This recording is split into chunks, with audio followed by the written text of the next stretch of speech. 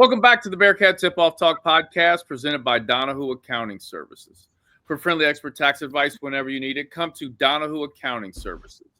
A leading accounting firm in Cincinnati, Ohio, our top-notch accountants strive to help you resolve all your financial and tax issues.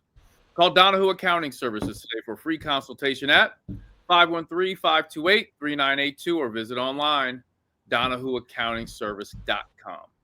I'm your host, Alex Meacham, former Bearcat basketball player from 1997 to 1999 under the Hall of Fame coach, Bob Huggins. And I'm Neil Meyer with the Front Office News. And I'm JT Smith, editor-in-chief of the Front Office News. All right, fellas, we are back for another episode. Let's jump right into it. The Bearcats are currently 11-5 after beating Colorado 68-62. And fellas, the sunglasses are gone. We won. Yeah.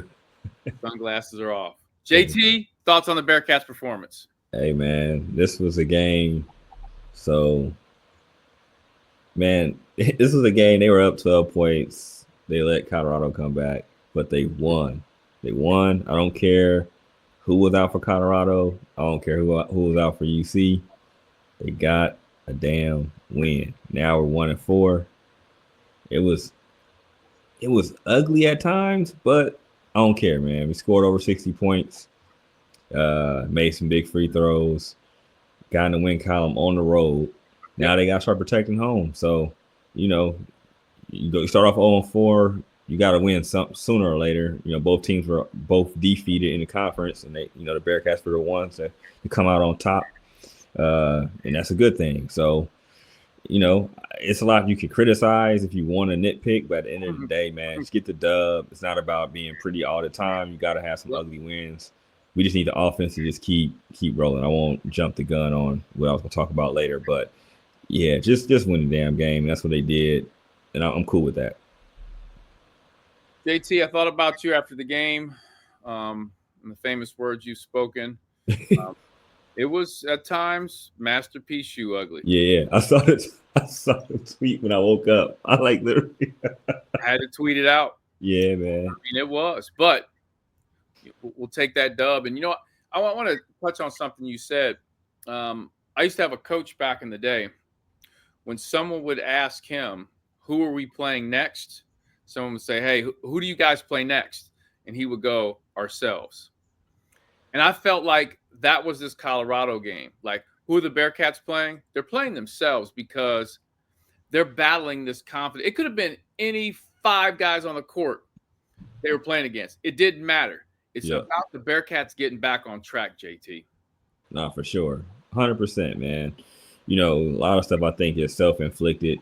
Just, I do think they like the pick and roll to start. I think they got to kind of slow down on that one, because it's getting everybody getting wide, it's starting the offense wide, which I think hurts them. But at the same time, I thought they did do some good things. I saw some positive stuff, more attacking. Shot too many, I think iffy threes per se. But at the end of the day, they actually made a few, yesterday. So that's a good thing. Made free throws. I think they might have lost the rebound battle. Is that true, Neil? They lose it by a couple of rebounds? Lost the rebounding battle 41-37. Okay. But, hey, they won. They made some shots, man. It's better than scoring 40 points and 48 points. It's a good start. I mean, hey, you got a dub, man. That's where it counts. This team is too talented for them to struggle all season, so they just got to keep piecing them together. I watched the game with my mom and dad. This is the first time ever that we've watched a Bearcat basketball game together. Mom and dad, myself, just sitting down and watching. And JT, I tweeted this out. My mom was getting so angry we were shooting those threes. It was hilarious. The crazy thing about basketball, I think different than some other sports, I think basketball is such an easy sport to pick up on for casual fans or just people that are casually watching it. I don't think the complexity of the game is really that deep, because my mom's watching and she's like, "We're not making threes. Why do we keep shooting? Alex, tell them to stop it." She kept saying that to me. And I'm like, well, I can't talk to them right now, Mom. But you're actually right. And some of the things that she was saying that she was observing were correct. Whereas I feel like when I watch football, you know, I, I look at myself as like a casual football. Like I love watching football, but I Yeah. don't know, like, because I never played. I don't know all the ins and outs, and I'm listening to these announcers saying all that. I'm like, I don't even know what that means. There's some, you know what I'm saying? There's some Yeah. stuff that you and Neil know better than I do, but basketball is just kind of easy to pick up on. But my mom picked up on those threes that you're talking about, Neil, and it's just like she's just like, and I feel like she was Bearcat Twitter, like Yeah. those threes. You know what I'm saying? Yeah. It happens, man. It happens. You're just like, come on, guys, stop letting them off the hook. But Yeah. hey, they got the dub, man. There's stuff to clean up, but shit, it got to feel better with coming back home on a dub on your side, man. Yeah. And Neil, going into this game, and we kind of touched on this a little bit last podcast. I felt, Neil, like if we lost this game to Colorado, I personally think the season would have been done. Like we would have gone down this bad, because now you really start getting players losing their confidence, not trusting the coaches. So I'm really glad we won this game. Your thoughts on the Bearcats' performance? Yeah, overall, I mean, this was a gutsy win. Obviously, we talk about Colorado not having the two guys that I talked about, keys to players for Colorado. Those two guys, Elijah Malone and RJ Smith, weren't able to go, and those two guys probably could have made a big impact on this game. But for the Bearcats, on the other thing, Simas Lukosius, man, was it great to see him finally get out of that slump that he was in. I mean, he came in clutch down the end with those two big threes. But what was very interesting to see from Simas was he found a way to get downhill and attack the rim and kind of create some offense for himself outside of the three-point shot. We saw him get downhill, attack, get an easy layup off following a spin move early in the first half. Then you come out to start the second half, you get downhill attack, get the and one to start the second half. I thought those were the two big momentum shifters for Simas Lukosius. But once you saw that 1-3 go in with about 4 minutes left, you kind of knew like that was the big time shot that was going to get him out of that slump. And then he came down very next possession and buried a very well contested three. And you could kind of see the lid come off for Simas in that moment. 16 points, 7 rebounds. I thought he was fantastic on 50% from the field. I mean, that's a lot better than what he was shooting in games past the kickoff Big 12 play, which were 10% in the 1 for 10 performance. And then you had like a 20%. That's the kind of performance you want to see from Simas Lukosius there as well. 16 points and 7 rebounds. But for Cincinnati, Dan Skillings continues to develop that outside shot, 2 for 5 from behind the arc. We're starting to kind of see that come together as well. But this was a gutsy win. And I mean, our two keys of the game, Meech, on the last podcast, were limit your turnovers and make your free throws. And what happened in this one? Cincinnati just had 10 turnovers in this one, and they go 16 for 21 from the foul line for 76%. Those are your difference makers. And in a tough game where Colorado came back and knocked down 7 of their last shots and made a good run at it, Cincinnati did what they have not been able to do well this season to put this game away, and that was make the free throws. So I thought that was a big impact in this game. But on top of that, you're starting to see this rotation kind of sizzle out a little bit for Cincinnati. CJ Frederick's providing great minutes over the last week and a half. It was great to see him kind of come in and knock that first 3 down. So that could build some confidence. That was a great sight to see. Josh Reed continued to play great minutes. Tyler Betsy came back after after not playing versus Kansas. I thought that was kind of a good sight to see. There was a lot of positives to take away. Obviously, you don't win the rebounding battle. That's something that Wes Miller and the staff pride on, is rebounding the basketball. But there's still a lot of positive things to take away. A season high 11 steals. They were very active on the defensive end. So overall, that was a gutsy win and something that they desperately needed. Quickly, JT, what's it? I just saw you take a sip out of your cup. What's in your cup tonight? Some Crown and Coke. Crown and Coke, baby. CNC Music Factory. Okay, I see you. Neil, they got the dub, man. Huh? They got the dub, man. Celebration. So you get out the CNC. Yep. Okay. Neil, now you talked about Simas. So one thing I noticed, see if you noticed this during the game, when he hit some of those, it seemed like he got his confidence and his swag Mhm. back. He had one of those big threes, and he comes to the bench during timeout, and he's sitting there. He's kind of smiling, like he's got this smirk on his face that I haven't seen like in a I long haven't seen that smile in a recent, probably right. since conference play started. He kind of gave that smile, and he was like, "Oh yeah, I'm back. I got the confidence back. I'm getting out of this slump." That's what you wanted to see, right? And I mean, Yeah, everybody knows the offense is clicking when he's on. But that was also a very good sight to see. Was he finally got that lid to open up for him? And then he cracks a smile, and he's like, "Man, he's probably sitting there thinking on the bench in that aspect, like during that timeout, like it's about time this thing came off, right?" been forever. The other thing you mentioned, and I've said this before in the past podcasts, and I think we've all kind of collectively have said this, and the strength of this team, I believe, is our depth and our ability to put guys in that could do different things. And Yeah. I think Wes has gone back to that a little bit, you Yeah. know, Mhm. and some of it comes down to trust too, right? He's got to trust you being in the game. Yeah. Like last game, Tyler Betsy didn't play at all, correct? The one Yeah. prior to Right. the Colorado, Versus right? Kansas, yeah.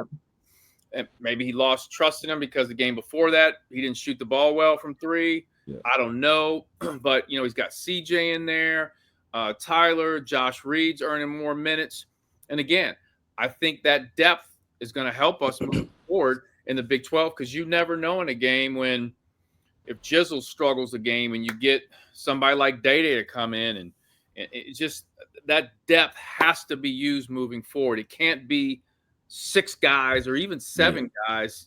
You agree with that, JT? No, for sure, man. You got to. I feel like you know, like Page is playing well. I thought he showed some more Yeah. good flashes.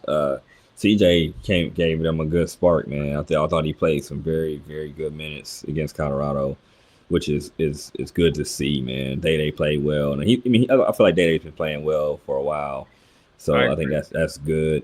He's kind of And taking, hey, JT, Day's kind of taking on that Lou Will role. yeah, instant offense. He's trying to put pressure on the defense immediately. He's heating up the point guard on defense. So I think it's good. Even Josh Reed's been playing. Last couple of games, I thought he's provided very, very solid minutes. So can't argue with that. And the depth is there. You got to use it. And just sometimes you got to tinker with the lineup, especially when you're not the last few games where you score 48 and 40 points. After that, man, you kind of have to take a chance on the depth and give some people a few minutes, and just see what happens. And I think with the depth too, it allows you to play fast. And JT, we were texting, our group text with Neil on it as well during the game, and you even made the point, JT. I still don't think we're playing at the pace we need to play at. We need to play faster. You want to touch on that, JT? Yeah, for sure. Because there was a few times, even early, where I think they kind of had Colorado like kind of reeling a little bit. I feel like they were kind of just more so walking it up, or like not really like pushing it up and then not really attacking the rim, just more so just waiting for them to get set, 100%. waiting for people to be in certain spots. But I feel like they had, I think when it was like 10-5, I feel like they could have really put a little bit more gas on the fire. And I just think they were just playing a little too slow. I think with the athletes they got, because the faster you play, I think Dylan Mitchell, even Aziz, he's going to get more easier looks, because it's not like you could throw, like, no disrespect to Aziz, but you can't throw Aziz the ball in the post, low post, and say, hey, make this great Akeem Olajuwon type move in the paint, or Patrick Ewing kind of move. So like that's just not his skill. That's not his strength, right? So I think when you play with the pace, teams are trying to take away the lob, because that's the thing that when everything was popping, that was the thing that was going. The lob just looked 100 times better than it did last year, and that was the one thing they scouted, and teams have taken it away or made it a lot harder for them to get that action off. So now they have to counter that, and I think playing faster will help counter that as well, and then it might actually open the lob game back up. But they got time. They just got to keep grinding and just win, man. It don't matter how they win, just keep grinding. But I think they have to play faster, because they have the athletes to play fast. They just got to do it. I think that's got to help Dan and help a lot of people get easier buckets. And I'm going to pose this to both you guys, and I'm not asking this question with a I have an exact answer for this, but I want to ask you guys: are we just not a very good half court offensive team? Like, meaning not just now. I'm talking about in general, like the rest of the year. Are we just not a good half court offensive team? I'll say right now we're not. I don't think. You think we could be? I think we could be. I think we could be. Okay. I think we have to change kind of how we're attacking in the half court. But right now, what normally gets us going is like that pick and roll, and then normally that flash. People are just they're on that bump. They're on our bumper on that play. So I kind of we got to counter it. And they do have a few counters off of it, but they just got to do. I don't know. I think we can be, but right now we're not. Like teams want us in the half court. How about that? Right now, teams are willing. That's what they want. They want us to play half court basketball, and they're taking their chances that way. Now, if we're in a fast break in the open court, that's when we can get real dangerous, I feel. So yeah, I won't get long with it. I just think right now we're not. Is it possible that we could be good by the end of the season, or at least not great, but solid? Yeah, I think so. Neil? Yeah, I'm right there with JT. I think teams are starting to kind of slow things down for Cincinnati, especially in the Big 12 slate here in the recent weeks, because they want to slow it down. They want to make Cincinnati play in the half court. They don't want Cincinnati to push the tempo and get out and run, because that's when they'll score.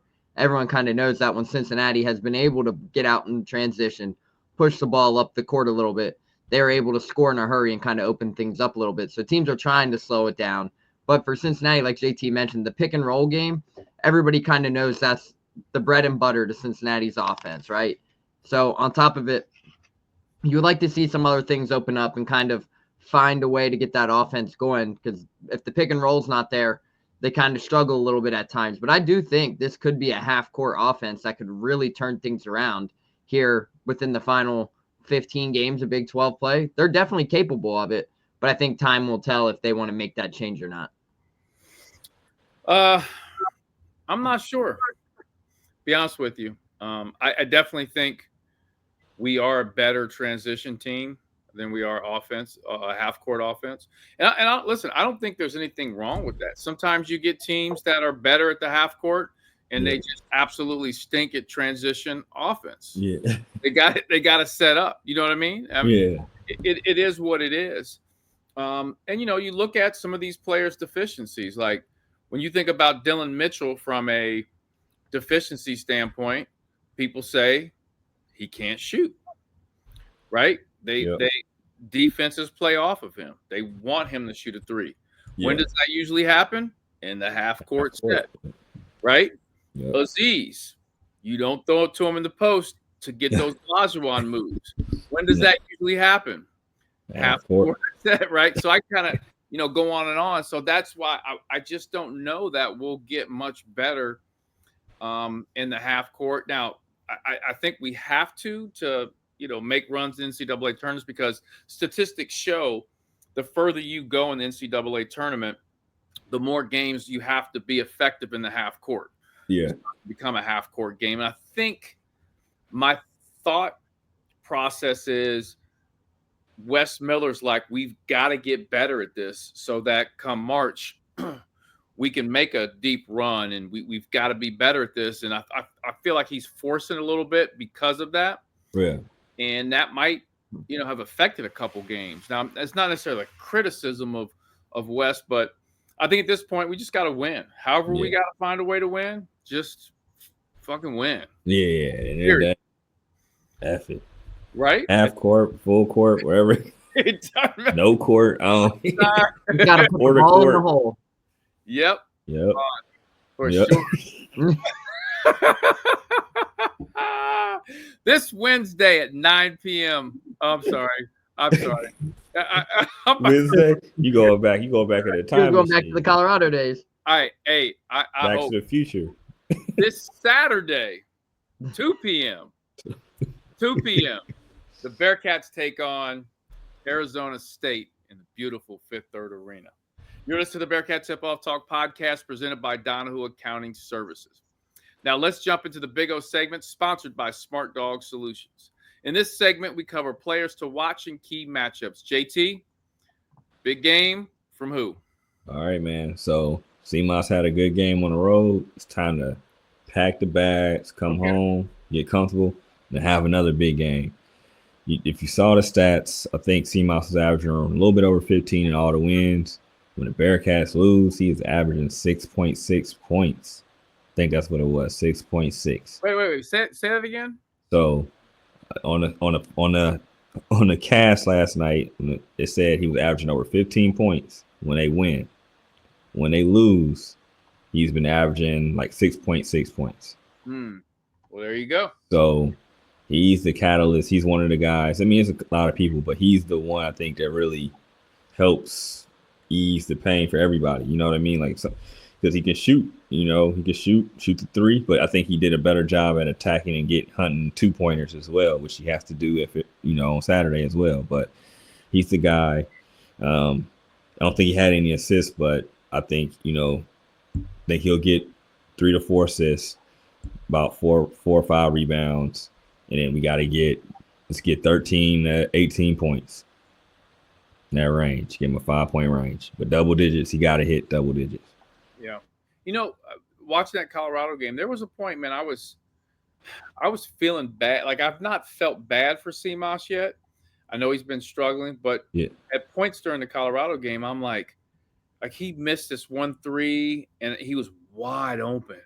Yeah. I mean, wide open, and you could just see it. It's like, then the one time in the half court situation, he like slipped and fell, and there was nobody there. Yeah, he just slipped and fell, and I'm like, oh God, I want him so bad because he's such a really good young man. Nah, for real, not real good kid, young man for sure. So, dude, like, it's rough, man.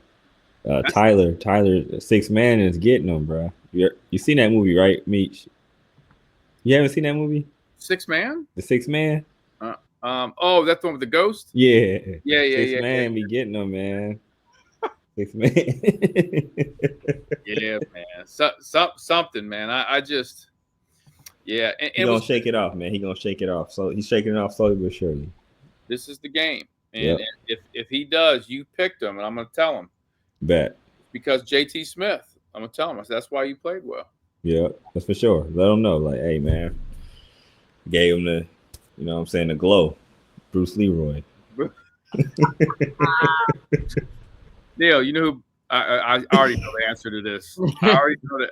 I don't even know why I'm about to ask you this, but I'm going to ask you anyway. I know the answer. Neil, do you know who Bruce Leroy is? I do not. I don't even know why I asked. Leroy, man. We need to do like a thing where we're like ask Neil about stuff from like that 90s, like 80s, 90s range. I'm failing everything on that. Failing bad. Definitely, man. Hey, it's not even a failing. Like, you know how you can guess sometimes and you might be able to get it. Yeah, that ain't even gonna happen. Well, you know who Bruce Lee is? Yes. Okay, the Karate Karate Kid. There was like, I mean, it was a comedy, right? Would you say? Like, I guess it was kind of like a comedy. Yeah, it was comedy. It definitely was hilarious, but I don't even know if it was billed as a comedy though. I think later, I don't think it was billed as one, but if you have the older you got, Leroy is like the black version, right? Bruce Lee. Of Bruce Lee. That's funny, right? So Bruce Leroy. Look him up on Google, Neil. Feel free. Bruce Leroy, man. Okay. Kiss the Converse. Kiss the You know what I'm saying? That's what CMOS got to do out there, man. You got to make them. Converse is a part of Nike, so you can. That's true. Nike bought Converse. You're right. You're right. Boom. You're right. Connections. Neil, who do you got for the Bearcats, Arizona State? Yeah, so for this game, for Cincinnati, I think the way that Cincinnati can make an impact in this one, I'm going to go Cincinnati's front court with Aziz Bandaogo and AP. I'm really curious to see how those two can really defend and hold down the paint versus a high and physical, elite, gifted athlete in Jaden Quaintonance from Arizona State. Obviously, everybody knows. First of all, let's talk about it. Jaden Quaintonance is 16 years old playing in Division I basketball, reclassified a year early. Just got in. Wait, how old is he? 16. Yeah, he's 16. There's no He was- way he's He 16. was classified of 2000. He was class of 2024 or 25, but he classified to 24, and he just turned 17, 16, 17. Like, yeah, he has to play 2 years. He can't be a one and done. Essentially, he has to play 2 years. So Bobby Hurley locked him in for 2 years, but he was a top 20 prospect in the class of 2024. So wait, he's not 16. He's 17. He's 17. Let's look it up real quick. I feel like Yeah. I feel like you're capping, Neil. He just turned 17 in July, born July 11, 2007. Huh? Dang. That's a young. Damn. But he's Wow. 6'10", so 6'10", and will probably be a top 5 Damn. draft. So he's like not even about to turn 18. Nah, grown man. Watch the highlights of him. I promise. Damn, I didn't know he was that young. Yeah, Crazy. grown man. Like there was a night the other night he had I think it was 18 and 12 in Big 12 play. At 17, everyone's talking Cooper Flagg, but Jaden Quaintonance will be a guy people will be talking about in upcoming weeks. So I'm curious how to. Wait, Neil. Are you saying he's better than Cooper Flagg? No, absolutely not. Oh, But he is a guy similar to Cooper Flagg who reclassified early. Okay. In that situation, yeah, he ain't. Everybody knows Cooper Flagg. Who would you draft, Cooper Flagg or him? I'm going Cooper. Okay. I'm going Cooper. I think that's a gimme after what he did versus what was it, Miami the other night? 42. I remember this kid. Cincinnati recruited him. Yeah, they recruited him. Yeah, I remember him. Cincinnati recruited Jaden Quaintonance. Really, I didn't know he was that young though. That's crazy. No, he was originally committed to Kentucky under Coach Cal, but then when Coach Cal took the Arkansas job, Jaden, everybody followed Coach Cal. Arizona State is where he ended up, and he got a very hefty bag. I think I saw close to 4.5 mil to go out there. What? Yeah.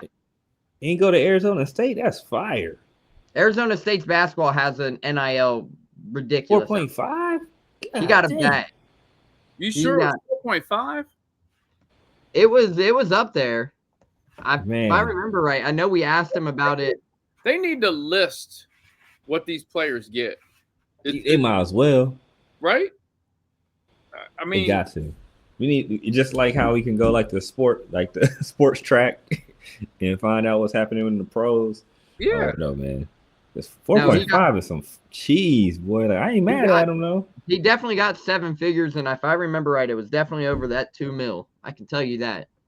So wait. If you know, if you don't, it's fine. Who's the highest paid college basketball player? Oh, that's a good question. Because sure 4.5 is a lot of freaking money. Yeah, 4.5 is some paper. Let's look it up. That's end of the first round money. Yeah. That's some cheese. I don't know who the highest one paid is. I know I don't. Cooper Flagg's definitely probably up there, to say the least. I know Bronny's evaluation last year for NIL was $5.8 million. That's what his estimated value was. But I wonder, what's the one they put on paper or handshake who got the most? You know what I mean? Yeah. I want to know. To On3, they have Cooper Flagg at 4.3. 4.3 million. That's the highest. And then Cam Jones from Marquette is at 2. Eric Dixon from Villanova is at 2. So Quaintonance isn't far off from there. He's definitely 7 figures. He's at they don't have it updated yet. It's locked on 3, but it's 1.5 at least, to say the least. So 1.5 this year as 16, 17. But he'll probably what they gave. I wonder if it's really 1.5 or they gave him more. They gave his family probably some money too. Thinking about that, that's some cheese. I know we getting. Yeah, my bad. No, but that's first of all, his age is crazy to be playing. Yeah, I know dude was that young. That's crazy. And then to be that young. Hey, Cincinnati had him on campus multiple times now. People forget about that. because Yeah. he's from Cleveland. But wait a minute, where'd he go in Cleveland? Was he? Word of God. Huh? Word of God High School. Okay. That's cool. All right. So who you got from Arizona State? Who else?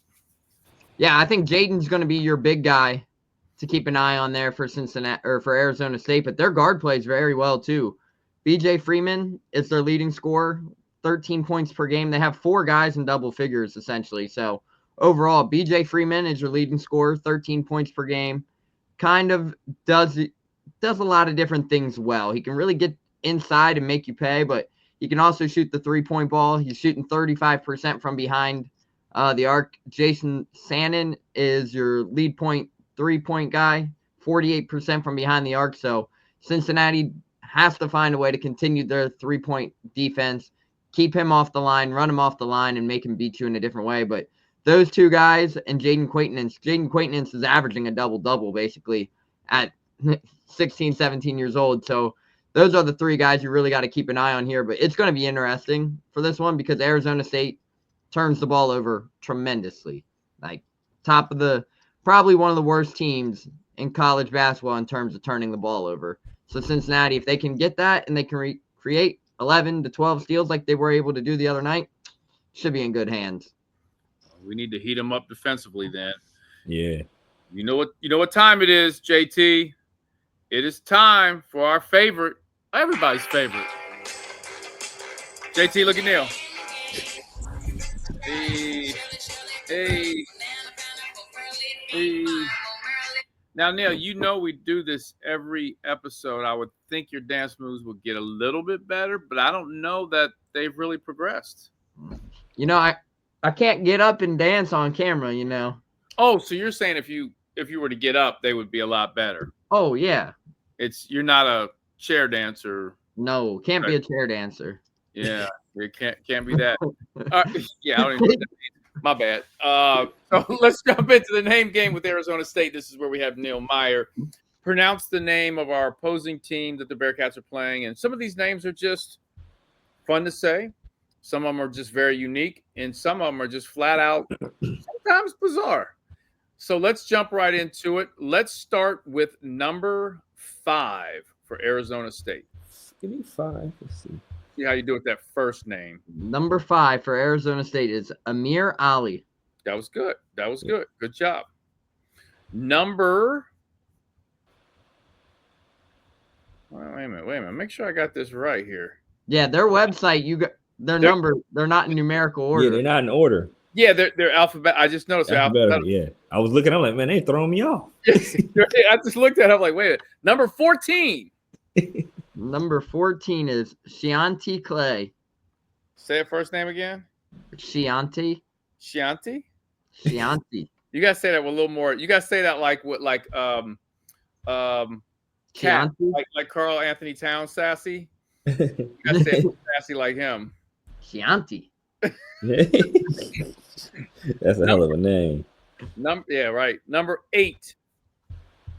Number 8, Bashir Jihad. Let me say the first name again. Bashir. All right. Oh, he went to North Farmington? Damn, that's crazy. Number 21. Oh, you said his last name already. Jaden Quaintance. I like that last name though. I think that's kind of a cool last name. Number 3. Number 3 is Jocelyn Sannon. You sure that's how you say the first name, you think? Unless the O is silent and it's supposed to be Jason. But I'm going to go with Jocelyn. I think it's Josen. I think it's Josen. Josen Sannon. Josen Sannon. Now, I want you to jump down to player, personnel, recruiting, and analytics assistant. And the last name, you're going to know why. Jaron Skeet. Skeet. Oh.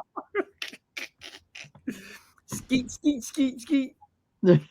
How many times do you... JT, he probably people can't even be serious around him. I think look at his face. He's like he looked fat. Somebody said something on the picture. Look at him. He like, man, damn, He's fed same up. joke. Yeah, he looks so mad in the picture. He's Like like, he looked like, bruh, like somebody just literally said something right before. He'd be in the club turning up, and that song come on, and everyone go, "Oh, skeet skeet," and then they'd be thinking he'd be looking around like, "What the hell is going on right now?" everybody. He looked fed up. He looked sick and tired, bro. Look at him. He probably hates Lil Jon. Somebody literally, the person that took the picture said, "Oh, ski ski." He's like, this motherfucker. He like this motherfucker right here. He does look fed up. Don't he know? He's like he ready to slap somebody. What did the 5 fingers say to the face? That's what he on. Oh, skeet. Ski. All right. The Big O segment is sponsored by Smart Dog Solutions. Let's see, my player to watch from the Bearcats, because I've pretty much been wrong every game. So I'm gonna go ahead and not that I think I'm gonna be wrong this time, but I've been wrong. I'm gonna go with CJ Frederick. Gave us minutes last game. Knocks down a couple threes. You never know. Could change the game. I'm gonna go with CJ Frederick, or as they call him, I think they call him Uncle Freddie. Do they? I think I've heard that. I think they call him Uncle Freddie because he's probably one of the oldest on the team. Would that be right, Neil? Yep, CJ is probably the oldest on the team. And you want to know what's speaking of the uncle story? JT and I we're talking to Trevor, who works in athletics up at Cincinnati, and I guess during team media days. So Trevor's 26. So I guess during the team media days or something, he was helping the team kind of set up and stuff with David. And somebody joked with Day-Day about Day-Day being the oldest. So then the people in the athletics department were like, actually, Trevor's the oldest. And Day-Day asked him, was like, Trevor, how old are you? And he goes, oh, I'm 26. And apparently Day-Day called him uncle. So Trevor might be the oldest. I don't know. Do I know Trevor? What's Trevor's last name? Fort. Okay. But Uncle Fred, CJ's been in the game for a while, man. Yeah, he's OG. He is an OG. The Big O segment is sponsored by Smart Dog Solutions. Do you have a business that needs better inventory control, production management, or improved accounting control? Outgrown QuickBooks or can't afford NetSuite? Give loyal Bearcat grads Doug and Kathy Jacobs at Smart Dog Solutions a call. They've been in your position and would love to help solve your problems. They can be reached at 513-739-9473 or online, smartdog-solutions.com. You're listening to the Bearcat Tip-Off Talk podcast presented by Donahue Accounting Services. The Kenyon segment is sponsored by Greg Hooden at Beachmont Toyota. This is where we cover the keys to the game. JT, what do the Bearcats need to do to win? Man, I'm going back with the same thing, man. We finally scored over 50 points. I'm cool with that, but I think they got to play with pace. Like you said, I think they got to play a little bit more pace though. Don't shoot as many threes. Not unforced three. I want them to attack first. Then if they kick it out, then shoot the three. Don't just pass it around the the wing and then shoot a three. Without trying to put any pressure on the defense. So, but they got to score, man. I don't care how good your defense is. If you're scoring in the 40s, man, you're not beating nobody, especially not in college, not D1 in the Big 12. So we can't have a GCL score. Moeller Elder. No. Mm-mm. No X and Moeller score, man. We need points on the board. Yep. Neil? Yeah, so keys to the game for this one. I like that. Keep that turnover number right at 10 where it was at versus Colorado.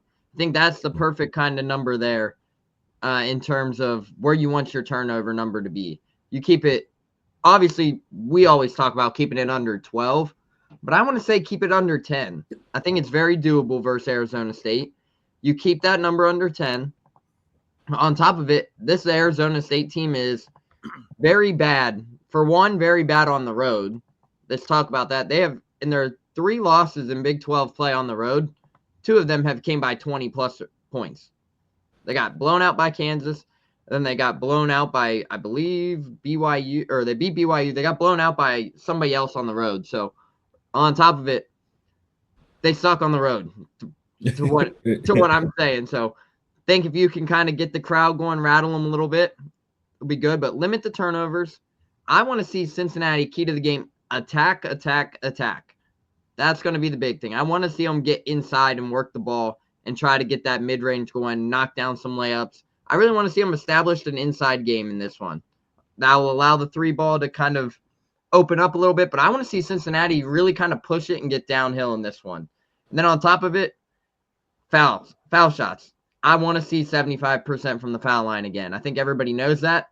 But if you do those things right and you get downhill and attack and find your way to get to the foul line, I think this is a game where Cincinnati could essentially win by double digits.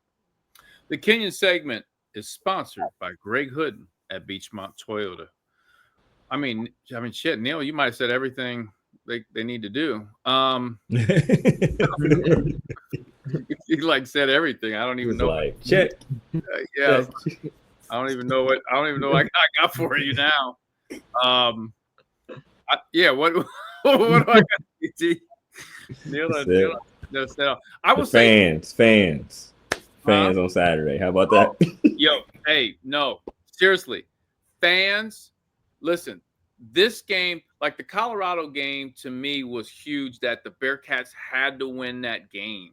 Otherwise, I'm telling you, man, the season would have fell apart. Yeah, it was massive. It was gonna get to where people was passing them tickets out like Skittles.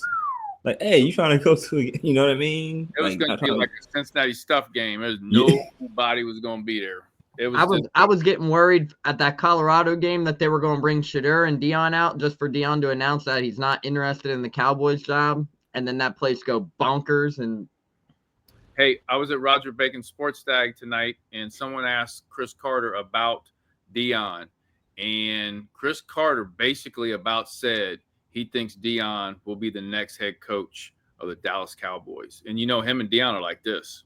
Word? I heard there was a lot of people around him pushing him to take it. That's what Chris Carter said. So don't be surprised. Interesting. I tried to tell folks. To tell them. Listen, here's the other thing I want to say about this game, Arizona State. So obviously, I think based on what you said, Neil, they turned the ball over a lot. They've lost on the road, double digits plus. This would be a great game for us to get back going, get that momentum going, right? Get back fluid on offense, get the fans into it, get them back pumped and engaged. And I think now, I said CJ Frederick, and I said CJ Frederick for the reason of being able to knock down some threes. But now I think about it, Day becomes an important piece. So if Arizona State's turned the ball over a lot, who's one of our best defenders that heats it up, causes turnovers? That's Day Thomas, right? So I think he could be a guy that could really impact this game. And then one of the points that I was going to make too was us getting to the basket so that I can open up that three-point shooting, right? So a lot of three-point shots that JT alluded to before, we're taking some bad three-point shots. Whereas if we start getting to the bucket a little bit, it opens up better uncontested threes. And I think a guy like CJ Frederick, boom, could be wide open, blah, blah. Because you put CJ and CMOS, on the two corners there, and we've got some good penetration to the basket. We've made those. You pick your poison. Like, what are you going to do? You know what I mean? True. So I'm hoping this is one of those games where we get that swag back, man, and get a 15-point, 20-point dub and show off the depth of this team. And like JT said, man, hopefully that Colorado was the start of something. Keep it moving. For sure. The Kenyon segment Keys to the Game was sponsored by Greg Hooden at Beachmont Toyota. Come see fellow Bearcat Greg Hooden at Beachmont Toyota for all your new and pre-owned Toyota needs. Look for Greg Hooden on Instagram and Twitter at Cincy Greg Hooden. Hooden spelled Hoodin, or come see Greg at Beachmont Toyota. Always ready to help our Bearcat family get into a new Toyota. You're listening to the Bearcat Tip-Off Talk podcast presented by Donahue Accounting Services. Now, in the Twyman segment, sponsored by Visionary Cleaners, we cover hot topics. So, the hot topic for tonight's episode, I had somebody ask me this the other day, and I wanted to take what they asked me and add a piece to it. And here's my question. Not your favorite player for UC basketball and football, but if you, JT, if you, Neil, could play like one Bearcat player on the basketball team and play like one football player for UC's team, who would it be? JT, we'll start with you. All right. So Nick Van Exel on the hoop side. Nick the Quick, baby. Why the Quick. do you say Nick, JT? And I got Nick too, so I'm gonna tell you why. Yeah. Lefty, shifty, and like the way he had sweet moves and he could just stop on a dime and just like drop. You know what I'm saying? Give you buckets. So like his shiftiness and swag, the way he played, it's like, man, I would like to play like that. You know what I mean?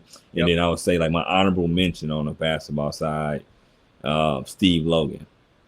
Okay. Because Logan, I think about size. Like I'm like, bro, like I don't know. I haven't stood next to him, but I remember when I was in school, I saw him. I'm like, bro, Steve Logan's giving cats 20-something points a game, and he's shorter than me.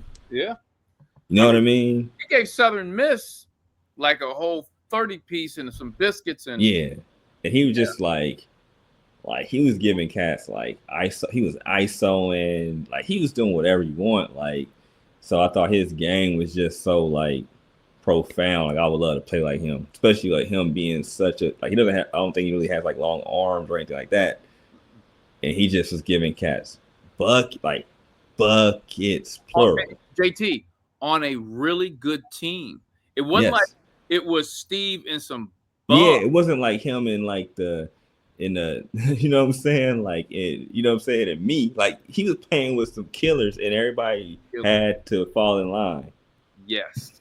Everybody knew he was on top of the scouting report and he was giving cats 20 balls on it. Like 30 was for him, hit 30, it was definitely on the menu. Like you knew when he got on the court, that was 20 off top.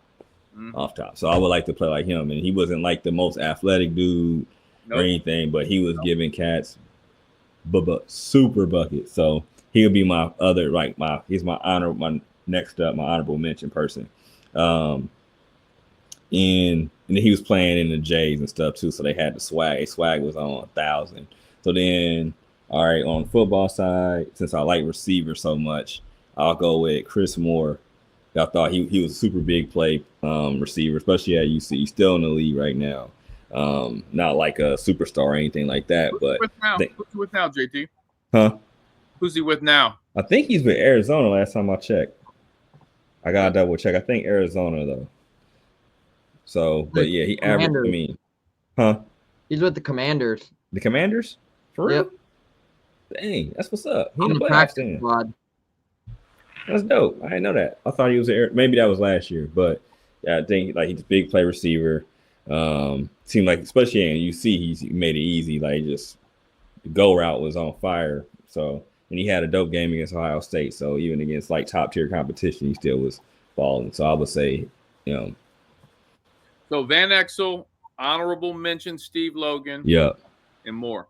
Yeah, and more. I can go honorable mention on football, but who you got? Honorable mention on football will be Sauce. Okay. Sauce Gardner. Because he's locking stuff up. He's still locking shit up. So I with him. You know what's crazy about Sauce is when he played, no one threw his way. No, nobody. Dude, there was when Sauce was here, people like compared him to like Revis Island. Like Sauce was always out there on an island, and people still ain't throw his way. Yeah. Unless they're named Dylan Gabriel. But thanks, Dylan, for see what happened. Thanks, Dylan. Wasn't there a record where like the ball wasn't thrown his way for like so many consecutive like games? The year they went to the Peach Bowl, think about this, Meech. His PFF, like quarterbacks were completing like 0.32% of their passes, or like only 32% of their passes when Sauce was in coverage. Like that, like during that time, it was the equivalent stat to just the quarterback throwing the ball in the dirt. Yeah, they said they would have a better rating if they just threw the ball in the dirt every time than threw his way. They would have a better rate just spiking it every time. Spiking it. That's crazy. Let me ask you this, because I don't remember. Was Sauce someone that came in with that high level, or was it something where he gradually grew into that? I can't He was remember. a low 3-star recruit. Yeah. So what happened was all the big schools loved him, but they didn't love his weight. So he probably was like maybe 160 coming in. So like everybody was like, man, he too small. Like all the big schools like kept having flyers on him, but didn't try him, didn't like just give him the offer. So like we came up because of that, because he was skinny essentially. Because my homie literally, as soon as he signed, was like, y'all probably got one of the best cornerbacks in the nation right now. Like he was like, I'm telling you, he gonna be a killer. Like he hit me up out of nowhere, like, man, I'm telling you, Sauce is gonna be, you gonna know who he is. And then literally like I've seen a couple practices, I'm like, oh, little homie gonna be good. And then he just took off. And I was telling people like, man, UC probably has the best cornerback in college, and everybody was like, no, UC, blah blah blah. I'm like, trust me, dog. Like I'm an Ohio State fan. This dude is probably the best, like arguably the best dude in college. And everybody, ain't nobody the best corner. I'm like, I'm telling you, dog. Now look. Yeah, now you're look. right. There was a time too during that. It was the 2020 season. There was a time JT and I were on the sideline. What was it, JT? October of that year, where we were sitting there looking. We're like, yeah, Sauce isn't draft eligible for another year and a half, but this is going to be cornerback 1 in that draft class. And look exactly what happened. Like we saw it a year and a half, 2 years in advance that he was going to be a first-round draft pick.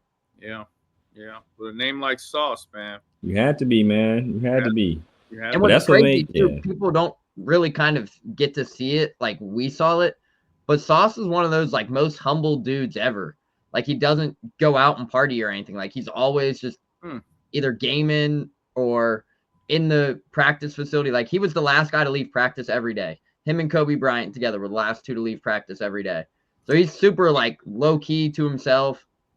You know what's funny is you got to think about all these UC football and basketball players. He's one of the few. I don't think I've ever met Sauce. Really? No, I've never met Sauce Gardner in my life. Word. Probably one of the most humble people you will meet too, once that opportunity comes. Yeah, for sure. He's real cool. Yeah, I mean that's what I heard. I just have never been around him. It's crazy. All the other guys, I feel like I knew every other dude on that team except Sauce. It's just the way it broke down. Neil, basketball, football. Who's Neil Meyer? Yeah, for me, this is the guy I obviously grew up watching because he played during like my late middle school, early high school days. Sean Kilpatrick, just what he was able to do. Obviously, he takes the red shirt. His story is something that's unheard of in college basketball nowadays. So, that's kind of cool to see. But what he was able to do for Cincinnati, he was able to score at all 3 levels. He was able to impact the game. He was a great leader for this program. I would have to go Sean Kilpatrick in that aspect just because of the things he did on the court, but also off the court. Like we kind of saw it firsthand when he came back, like his relationship with Mick, when Mick kind of surprised him, like he had the great relationship. He really like thoroughly enjoyed being at Cincinnati and what this university has meant for him. I think that would be somewhat to be like the person I would be in a way, because I'm not, if I was going through a recruiting process right now, I'm not going to commit to a school that I know I wouldn't feel right at. Like, you know where you want to be and whatnot. And he felt that way about Cincinnati, and it clearly showed. Like, he let all of his emotions out. That's a pretty unique story. So I would have to go Sean Kilpatrick on the basketball side. But then on the football side, I knew JT was going to mention Sauce. I'm going with another guy who played with Sauce, or maybe even 2. Derek Forrest is one of them, and Brian Cook's going to be the other one. Two of the guys who are anchors of that defense, because I'll tell you right now, I ain't going to be no damn receiver. You ain't going to catch me taking a hit from a DB or a guy like Derek Forrest or Brian Cook across the middle with my size. Absolutely not. So on top of it, those are 2 guys who were always out making impact plays, but they were not scared to go in there and make a hit when you had to make a hit. And I think everybody knows that, and that's why they have sustained NFL careers at the next level. I mean, both of them still playing for a Super Bowl ring. Brian Cook's already got 2 of them. So he's got 2 rings. Derek Forrest is playing for one right now, still in the playoffs with the Commanders. Both of them got extensions. So overall, I mean, think about it. They're both 2 guys making an impact, but yeah, those are 2 DBs I looked up to, and both of them had the mindset and the attitudes, like just great people, but their stories and how they approach things as well, kind of what made me draw to that conclusion. The Twyman segment is sponsored by Visionary Cleaners. Basketball side, I'm going to go with what JT said. I'm going to go with Nick Van Exel. Nick Van Exel is my favorite Bearcat of all time, but the point of this is who you play like, and I would definitely want to play like Van Exel. Like JT said, his shiftiness. He had a swag about him, baggy T-shirt underneath his jersey.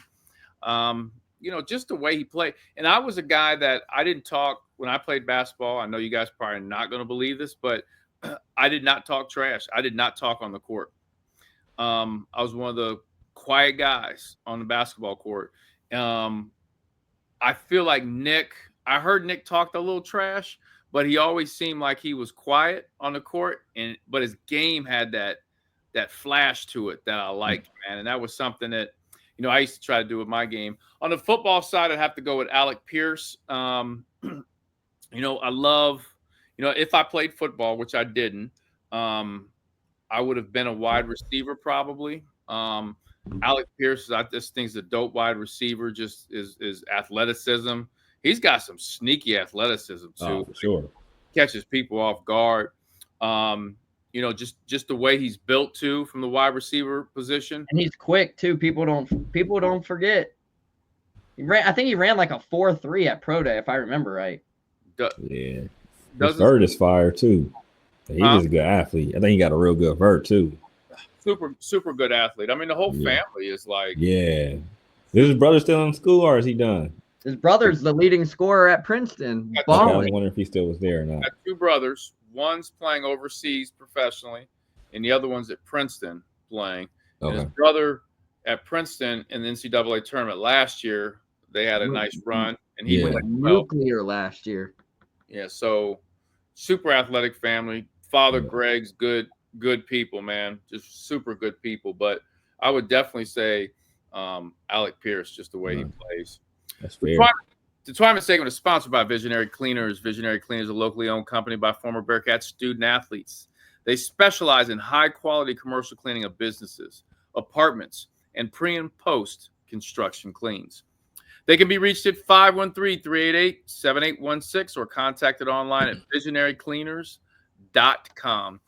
Fellas, this concludes another great podcast. Thanks to all of our sponsors, Donahoe Accounting Services, Smart Dog Solutions, Greg Hood and Beachmont Toyota, and Visionary Cleaners.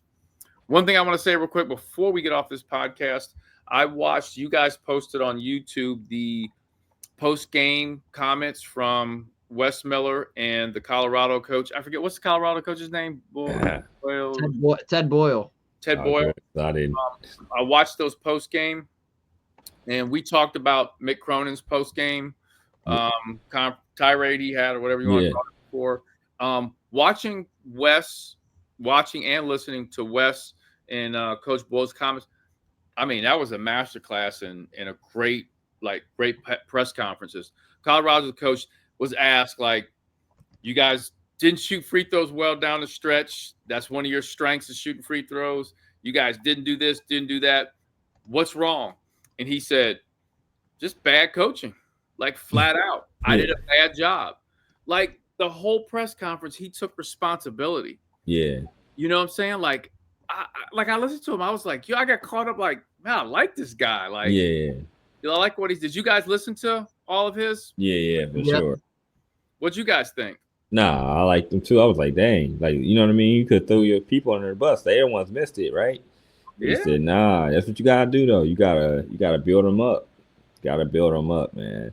Yeah. Especially in this, I mean, who got more power than the players now? I mean, coaches do too, because they can say F and not play you. But I mean, these young men, they see this stuff. Like, it's one of those things, man. If you just want, if it's always you always right or you're never wrong. At this, I mean, it's a different world right now. So that stuff doesn't go over well for everybody. You know what I mean? If they see that and it's like, I don't know, bro. Like, we can at least have a conversation. You know, you probably even though your word is probably going to be what happens, you still should be able to still have a conversation like, hey, this is where I'm coming from, or Right. you know, blah blah blah. But taking accountability means that he at least listened to his players, essentially already got the players back, which you probably like, hey, you probably tell them behind closed doors, like, I need you to make them free throws, but you gonna make them because we're gonna keep working, right? Yep. Yep. Yep. And I like that. I like when those coaches take the accountability and they put it on them, even Yeah, though behind closed doors they could be saying some other stuff yeah, in house. And yeah, you're around for a lot of the post game pressers. I've always liked the way Wes Miller has handled himself. yeah, same. Yeah. Yeah, me too. I've always been a fan, and like we said before, and I'll get up off this topic here, but players, and I think players' parents now have access to these post game press conferences. Hmm. They see what you're posting on YouTube and these reels, and they're listening. Oh, for And sure. how dare you come on the post game and blast my baby? Like, Yeah, don't come at my kid like that in I front like of that. no, that's hey, these parents are on it, man. And these Yeah, players feel a certain way too. for sure. But 100%, man. 100%.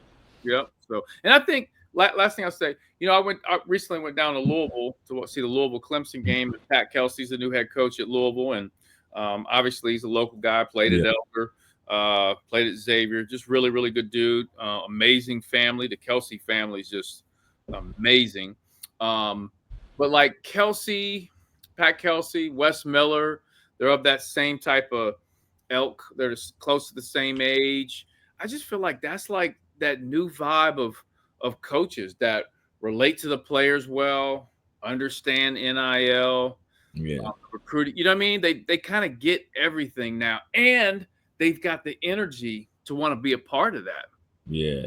Not for sure. Because I mean, it's the game is changing before our eyes. You know what I mean? So Yeah. if it's either change with it or get rolled over. Like the old ways aren't, it's the blocking the kid from going to a certain school. That stuff is over with. You know what I mean? Back in the day, if you went in the portal, coach would be like, all right, you can go. I'll sign off on it, but you can't go to anybody in this conference. You can't go anybody. You from Houston, you from Texas, you can't go to any school in Texas. You know what I mean? I won't sign off.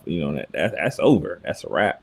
Yeah. So you gotta adjust, man, and the strong arm. I mean, I ain't saying you gotta have some order, of course, but that iron, a super iron fist, pure iron fist thing, it's over, man. These kids getting paid now. Like, you know what I'm saying? So Could you imagine?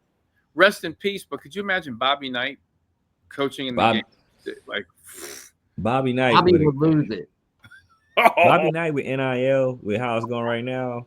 in the Bobby portal? Knight would have been shit. He would have been on a He would have been throwing more than one chair. That's to say the nah. least. He would have got cases plural Yeah, for sure.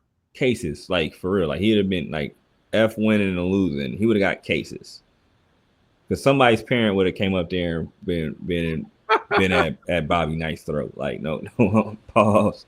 Yeah. It'd been like the people would have came. Ray and Nook and them would have came up there, and he would have been bats and chains on him because he would have said something crazy, and he'd have been like "F it," and people would have been like, "Nah, you're not talking to my baby like that."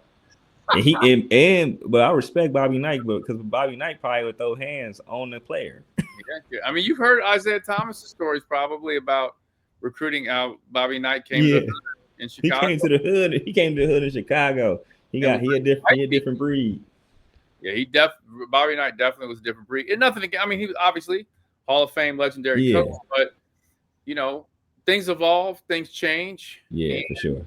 There's some people that have a certain style that's not gonna fit, Conducive. Yeah. not conducive to what's going on. And you look at a Wes Miller and Pat Kelsey and guys like that. I'm like, those are your perfect modern day coaches. Yeah.